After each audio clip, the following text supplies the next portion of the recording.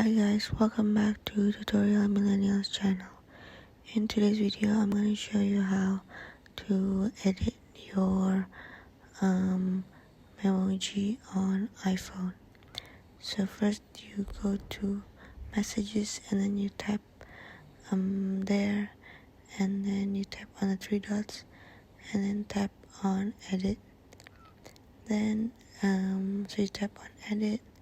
So for example, my hairstyle, my hair is no longer brown and I want to change it to black.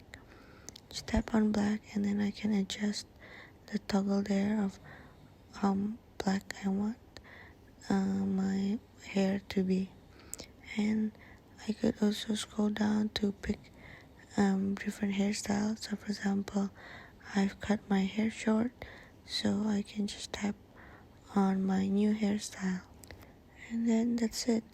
Once you're done, you can just tap on done on the top right corner, and that's it. So I hope this video is useful and thank you for watching.